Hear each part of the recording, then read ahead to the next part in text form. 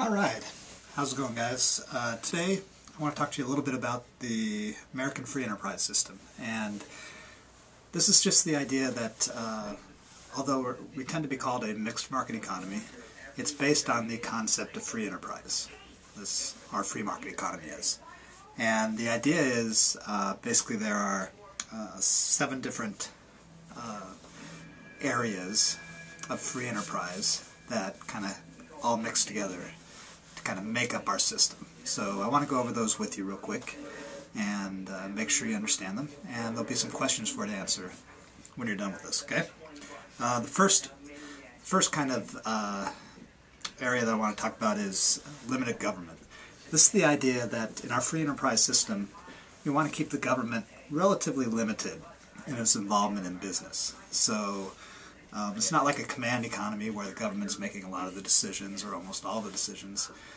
In a true free enterprise kind of economy, the government's staying mostly uninvolved, except in areas where it's to the benefit of the people. Like, for instance, setting minimum wage laws to help people make sure they make a wage that at least they can get by on. Or maybe setting the number of hours that children can work so they're not being taken advantage of by employers. Or health and safety codes for medicine and food and things like that. Does that make sense? The next area is economic freedom, and this is just the idea that hey, we're free to buy whatever we want, to make whatever we want, as long as there's a market for it and people want it and it's being sold at a price that people want to buy it at, then that's just fine. That's an idea of economic freedom. Okay. The third area is competition, and competition is kind of a key area of free enterprise, because with competition you get better products. People know that my product's got to be better if I want people to buy it, so you're encouraged to make your product better. Competition really drives the free enterprise system. With no competition, there's really no innovation either. We wouldn't have, newer and better cell phones and computers and things like that. Okay. Next one is binding contracts. And binding contracts, when you think about it, it's important in a market kind of economy or a free enterprise system that if you have a contract, you have to be able to honor it, and you have to have laws that enforce that.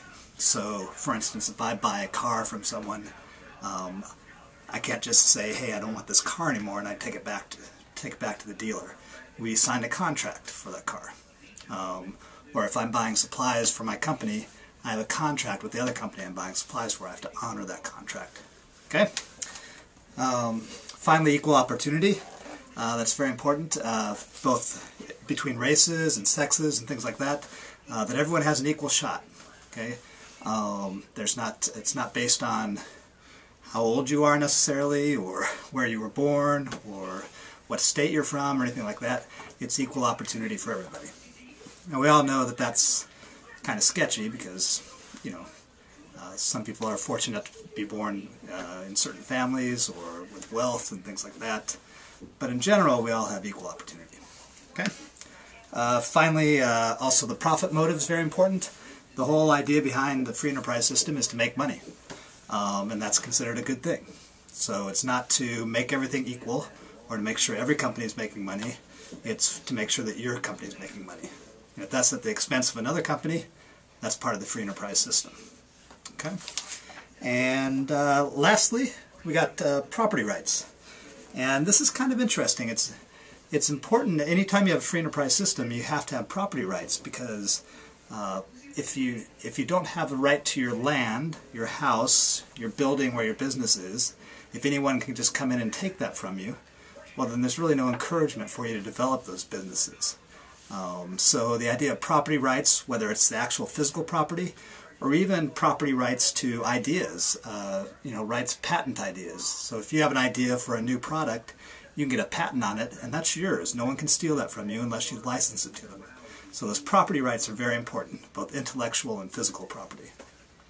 Hopefully that makes sense to you, a little bit about the free enterprise system. And go ahead and take a look at the forum and see what questions you need to answer now. Thanks.